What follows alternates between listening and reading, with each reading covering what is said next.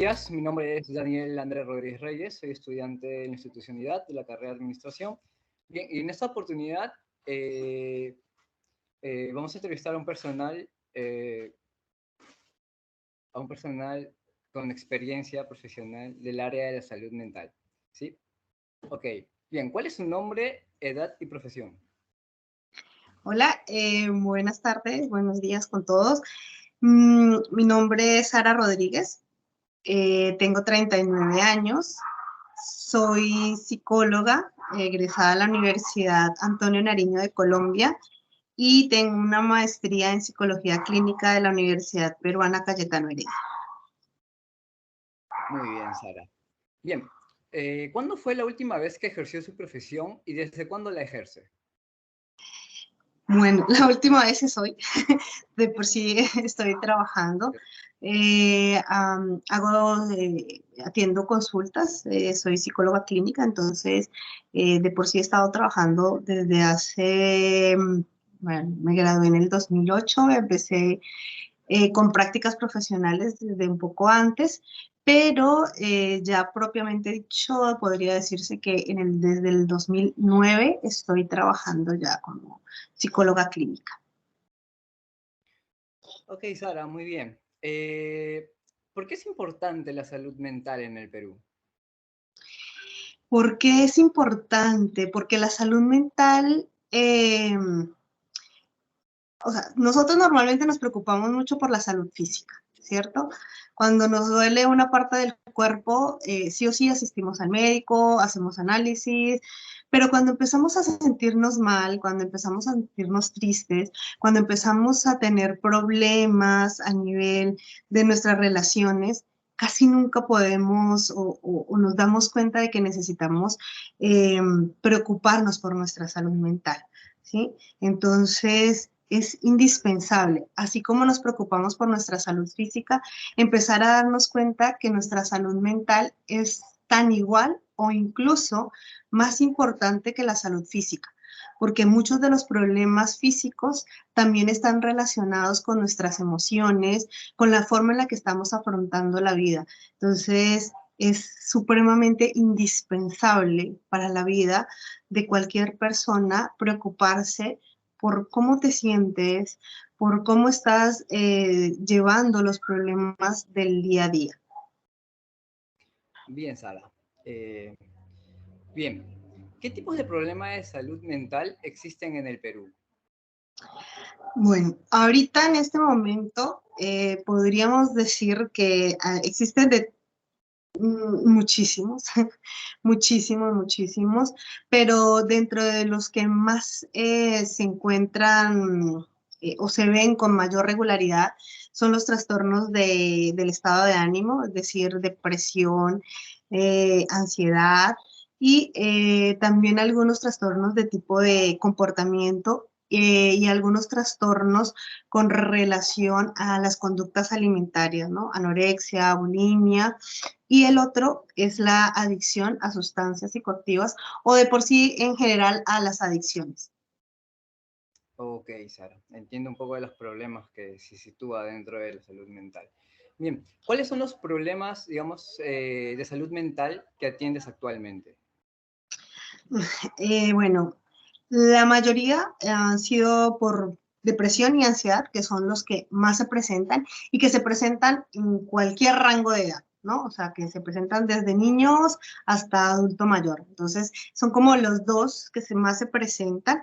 Y en este momento, aparte de esto, trabajo también un poco en pareja. Entonces, he estado trabajando durante buenos años con el tema de pareja y los problemas de comunicación y de relaciones que se han presentado eh, dentro de las parejas, ¿no?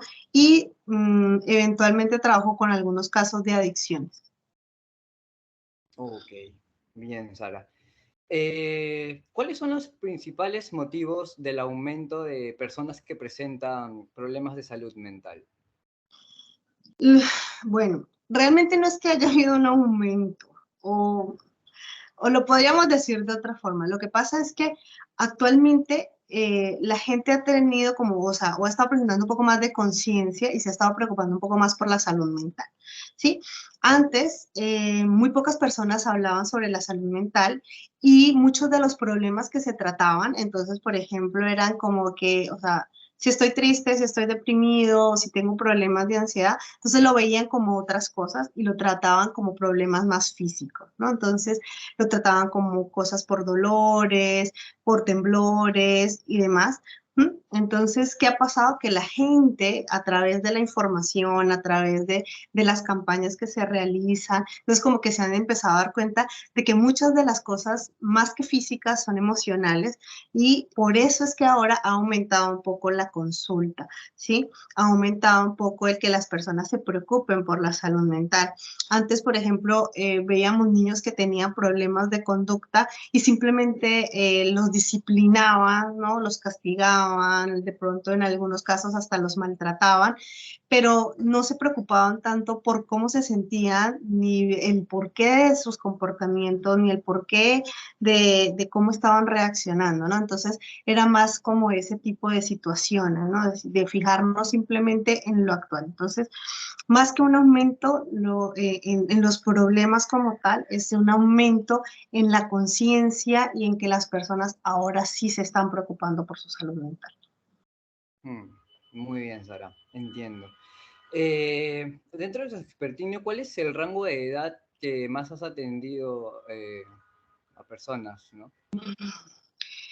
Como te decía, o sea, o sea, todos los seres humanos pasamos por ciertas etapas y en cada etapa de la vida tenemos nuestras propias dificultades, ¿sí? Desde los niños más pequeños hasta los adultos mayores. Pero casi siempre, y los que más asisten a consulta, de por sí son los niños y los adolescentes. ¿Por qué? Porque los papás ven que sus hijos algo está pasando o de pronto ya en los colegios como hay un poco más de conciencia, entonces los remiten un poco más, ¿sí? Al departamento de psicología. Entonces, por eso es como que son los que más asisten. ¿Mm? No necesariamente como los que más problemas tengan, pero sí los que más asisten a consulta. Listo, muy bien. ¿Tiene algún caso específico que pueda ser complicado para usted y para el paciente? Bueno, la verdad es que, bueno, desde que estoy acá en Perú, he trabajado temas un poco complicados, pero creo yo que dentro de los pacientes que he tenido, los que han estado con trastorno límite de personalidad son un poco más complicados, porque desafortunadamente les cuesta primero mucho aceptar el trastorno, ¿sí? Y dos, porque siempre está en riesgo su vida, ¿sí? Como este tipo de pacientes tiene una alteración bastante elevada y dentro de los criterios y dentro de los síntomas que se presentan con mayor frecuencia es porque se autolesionan o se autoagreden y tienen intentos de suicidio o ideación suicida. Entonces, son los más complicados porque de cierta forma todo el tiempo estás tratando de mantenerlo a salvo, de que no vaya a tentar nuevamente contra su vida. Entonces, realmente estás todo el tiempo con este tipo de pacientes. ¿Mm? Eh, que afortunadamente cuando se quiere, cuando puedes trabajarlos y cuando el paciente realmente entiende la gravedad de su trastorno, se puede trabajar y puede sacar, o sea, tener resultados positivos y llevar una vida medianamente tranquila. Entonces es satisfactorio, es muy, muy satisfactorio poder trabajar con ellos. O sea, si bien es un gran reto, pero al final es de lo más satisfactorio. Ok, muy bien.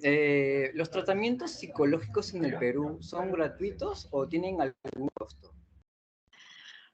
Mm, la verdad es que, o sea, sé que, por ejemplo, el salud tiene tratamiento, pero lo que pasa es que desafortunadamente son tantos, ¿sí? Que no se cuenta con la cantidad del personal que realmente se requiere para que sean gratuitos, ¿no? Entonces, Por ejemplo, en mi caso, yo atiendo de forma particular, entonces sí o sí tiene un costo.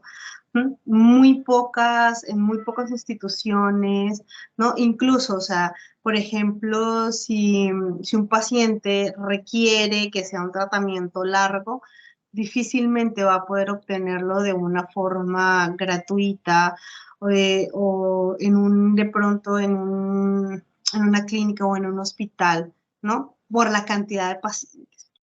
Entonces, realmente termina teniendo un costo, casi siempre. Muy bien, ok. Bien, ¿cuánto es el tiempo promedio para dar de alta a un paciente? Va a depender mucho del tipo de trastorno que tenga, ¿sí? También va a depender mucho de los recursos, tanto personales como familiares y sociales, con los que cuenta el paciente. ¿Qué te quiero decir? Por ejemplo, un paciente que tenga una depresión que está en sus inicios o que se detectó a tiempo, puede ser dado de alta después de 6 meses, ¿sí? O después de 3 meses, si tiene, por ejemplo, el apoyo de la familia, tiene una red de apoyo social, amigos, profesores, ¿no? Otras personas de la comunidad, va a salir muchísimo más rápido. Pero si, por ejemplo, es una persona que tiene una depresión, ¿no? Pero que desafortunadamente cuando se dio cuenta que tenía depresión era porque ya tenía ideación suicida o había tenido un intento de suicidio, pues se va a demorar mucho más. Y si a eso le sumas que de pronto no cuente con la familia o que la familia no lo vea como un problema, pues va a demorar un poco más, ¿no? Entonces, depende mucho de lo que te digo, del trastorno y de la red de apoyo y de los recursos personales con los que cuente cada persona. No hay un promedio exacto para poder decir esto es el tratamiento completo. Incluso hay pacientes que pueden durar años en tratamiento, porque todavía les cuesta, ¿sí? Sus recursos personales son un poco más limitados, ¿sí? Entonces, realmente no te podría dar un tiempo exacto. Ok, muy bien, Sara. Estamos llegando a la parte final de la entrevista. ¿Cuál es el mínimo tiempo que puede durar una sesión con el El paciente? mínimo tiempo, creería yo que son 40 minutos, ¿sí? Que es lo mínimo que tú tienes como para poder, eh, por ejemplo, sobre todo en las sesiones iniciales, ¿no? Para poder recabar toda la información necesaria. Eh, porque incluso, o sea, cuando tú empiezas una sesión o tienes tu primera entrevista con el paciente, muchas veces vienen tan cargados con tanta información que requieren incluso de 2 a 3 sesiones para poder terminar la primera entrevista, ¿no? Y si, por ejemplo, hablamos de niños, si bien ellos se cansan un poco más y tendríamos solamente esos 40 minutos, pero también tenemos que tener información de los padres. Entonces, sí o sí, 40 minutos es como, y es poco tiempo realmente, ¿no? Para poder recabar la información que se necesita para hacer un tratamiento o para por lo menos saber exactamente cuáles van a ser los pasos a seguir con el paciente. Ok, muy bien, Sara. Como última pregunta, eh, ¿con qué otro profesional cree usted que sería bueno conversar de estos temas sobre la salud mental? Mm, con todos. Realmente esto, pero dentro de la práctica, normalmente trabajamos entre psicólogos y psiquiatras, ¿sí? Que somos los que hacemos los tratamientos. Pero, por ejemplo, sería buenísimo que todos los médicos generales, por ejemplo, o los que están haciendo la atención primaria, realmente tuvieran el conocimiento un poco más amplio con respecto al tema, ¿no? Porque, como te digo, muchas de las enfermedades físicas que se detectan son producto de la falta de gestión de emociones. Entonces, a veces cuando llegan a las primeras consultas, esto se buscan más como sacar la parte física, la parte fisiológica, los dolores, los malestares, pero se les olvida que hay esta parte emocional que puede afectar. Entonces, creería yo que sería bueno poder tocar también estos temas con los médicos generales y con los psiquiatras. Ok, muy bien, Sara. Hemos llegado a la última parte de la entrevista. Muchas gracias por tu tiempo brindado.